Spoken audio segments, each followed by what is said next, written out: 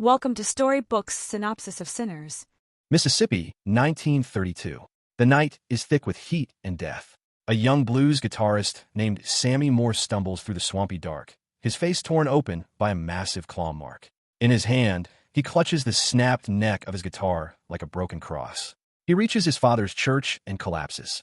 His voice trembles as he whispers, "The music, it's cursed." But his father, an old fire and brimstone preacher, says what he's always said: give up the blues, or burn with it. The day before the horror began, Sammie's war-hardened cousins, Smoke and Stack, rolled back into town from the killing fields of Europe and the cold streets of Chicago. They come bearing scars and stolen money from the mob. Their dream?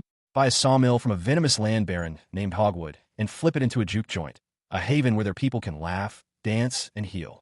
They gather a crew. Sammie, the guitar prodigy. Delta Slim, a piano man with fire in his fingers.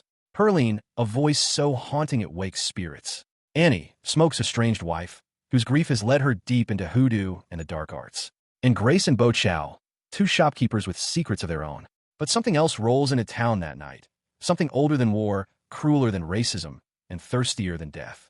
In the woods, an Irish drifter named Remick cuts a deal with local clansmen. He trades silver for shelter, then turns them into vampires. Not out of mercy, but because he enjoys it. He's not just passing through. He's hunting something, or someone. The juke joint opens to music and magic. The walls pulse with laughter, sweat, and the low hum of Sammie's guitar, which unknowingly summons echoes of the past and future. The crowd doesn't notice the air turning colder, but Remick does. He arrives with his pale-skinned enforcers, Bert and Joan, now fully turned monsters in human suits. They offer money for entry, but what they really want is blood. And Sammie's gift.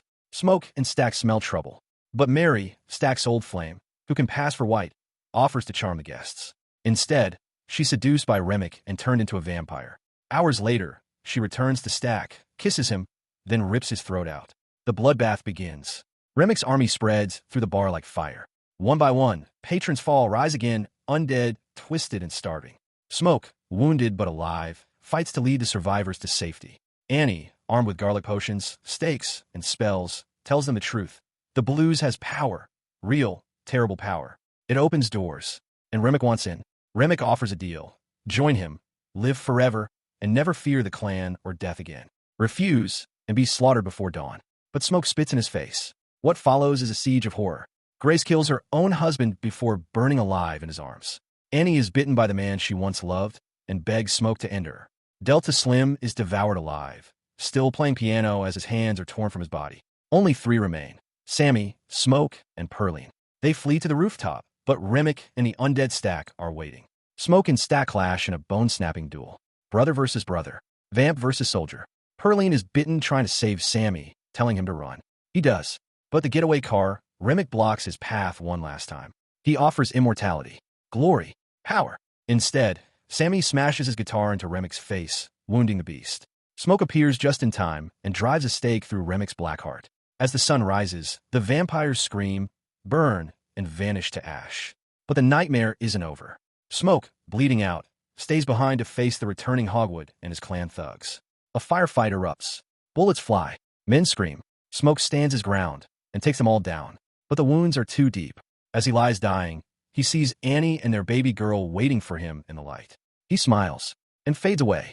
Back in the present, Sammie sits in a church, scarred and silent, as his father tells him to repent and abandon the blues forever. Sammie says nothing. He picks up his guitar and drives north. 30 years later, 1992, Sammie is an old blues legend, still haunted by the night he survived. One evening, he's visited by two undead shadows, Mary and Stack. Still vampires, still cursed. They offer him the gift again: immortality, freedom from pain. Sammie declines, but before they leave, he plays them a song. The night was full of death, but as he strums, Sammie smiles and says, "It was the best day of my life." Stack nods. "It was the last time I saw my brother and the sun." Thank you for watching Storybook's Movie Synopsis. Don't forget to like and subscribe for more movies.